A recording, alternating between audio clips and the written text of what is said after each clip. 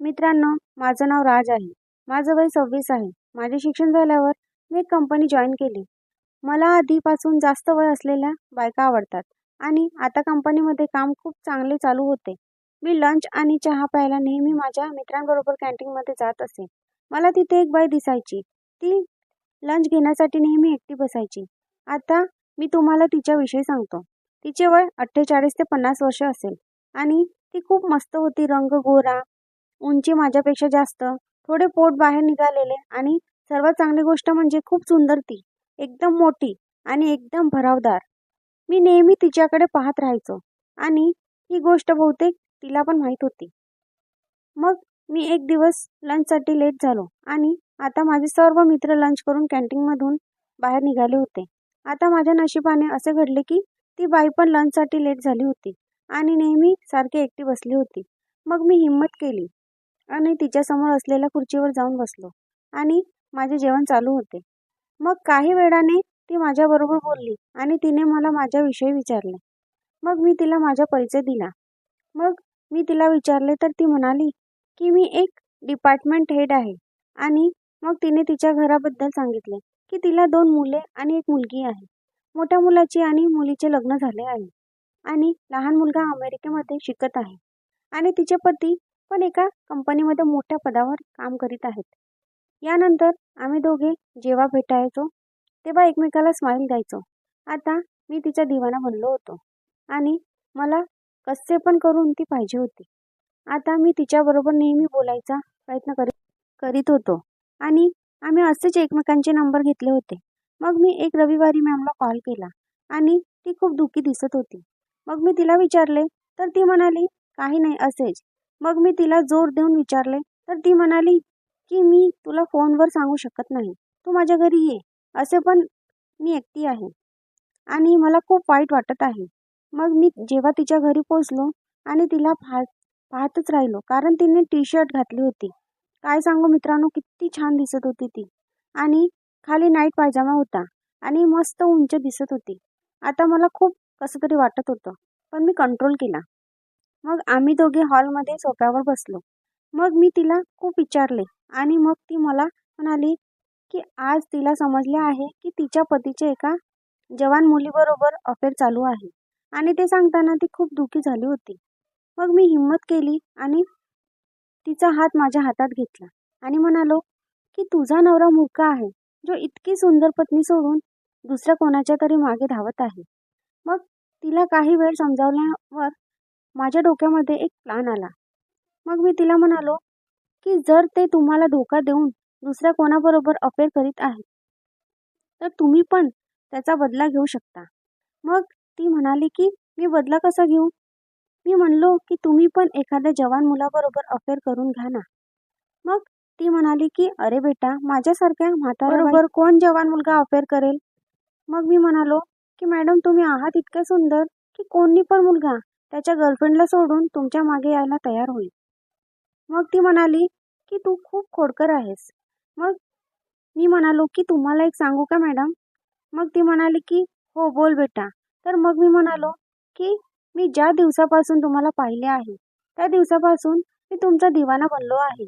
मग ती म्हणाली की बेटा, तू तू तर छुपा रुस्तम निघालास. मी म्हणालो की काय करणार मॅडम, बोलायची हिंमत झाली नाही.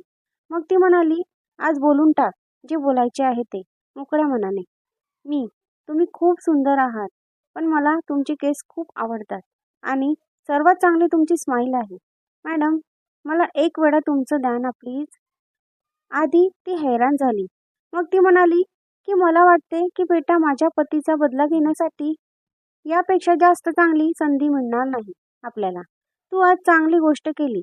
भागव माझी तहान. आज तशी पण मी तहानलेली आहे. हे ऐकून मी एकदम जोशमध्ये आलो आणि मी तिला किस करायला सुरुवात केली. आता आम्ही दोघे खूप वाईल्ड किस करीत होतो आणि आम्ही जिभेने किस करीत होतो. मग आम्ही 10 मिनिटांनी थांबलो. तर मी म्हणालो की खूप मजा आली मॅडम. तर तिने स्माईल दिली आणि म्हणाली की माझ्या बेडरूममध्ये चल. मग बेडरूममध्ये जाऊन मॅडम मला म्हणाली की बेटा, आज तू मला या बेडवर माझी तहान भागव. आजपर्यंत माझ्या पतीने माझी तहान भागवली आहे आणि याच बेडवर जवान मुलाकडून घेऊन मी माझा बदला घेईल. मग मी मॅमचा टॉप काढला आणि आणखी छान किस करू लागलो. आता मी तर जणू दिवाना झालो आणि तिचे कपडे काढून तिच्या शरीरावर तुटून पडलो आणि तिचे चुंबन घेऊ लागलो. ती तिच्या तोंडाने आवाज काढू लागली होती, आ बेटा चोखून टाक माझे शरीर. खाऊन टाक याला. तुला खूप आवडतात ना हे. मग मी तिच्या पोटाला किस करू लागलो आणि तिच्या बेंबीला माझ्या जिभेने चाटू लागलो. आता ती तर जणू पेटली होती. मग मी तिच्या पायजमा काढून टाकला. तेव्हा मी माझा एक हात तिच्या संपूर्ण शरीरावर फिरू लागली आणि मी तिला हळूच नखाने चावले आणि ती उडाली आणि मी हसू लागलो. मग ती मला म्हणाली, साला हरामखोर, थांब तू, मी तुला दाखवते. आणि असे म्हणून तिने जोराने माझ्या छातीवर दाताने चावले आणि मी ओरडलो. तर तिने पटकन तिचा एक हात माझ्या तोंडावर दाबला आणि म्हणाली की जास्त ओरडू नको, नाहीतर मी अजून जोराने चावीन. मग आम्ही दोघे सोफ्यावरून सरळ खाली फरशीवर आलो आणि मॅडम माझ्यावर चढली होती आणि मला खूप मजा येत होती. मित्रांनो, तिचे वजन थोडे जास्त होते आणि काही वेळाने ती माझ्यावरून माझ्या बाजूला येऊन झोपली. मग मॅडम मला म्हणाली की तू कधी कोणाला काही सांगू नको. तर मी म्हणालो, तुम्ही अजिबात चिंता करू नका, कधी कोणाला काही समजणार नाही. आणि ती माझ्याकडे पाहून हसली. मग मी मॅडमच्या बाजूला जाऊन झोपलो. मी त्यावेळी नाईट पॅन्ट घातली होती आणि माझं संपूर्ण शरीर ताटलेला होता. आणि मग मी तिच्या मांडीमध्ये डोकं ठेवलं होतं आणि आम्ही किस करीत होतो. मी माझ्या एक हाताने तिच्या केसांशी खेळत होतो आणि मी मॅडमची मान चोखत होतो आणि त्यामुळे मॅडम आवाज करत होत्या, ऊ असे करीत होती.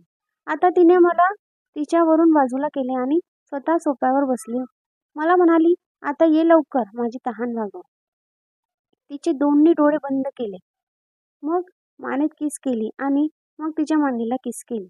मग काही वेळाने आम्ही दोघे पोझिशनमध्ये येऊन दोघांची तहान भागवली आणि परत तिला किस करू लागलो.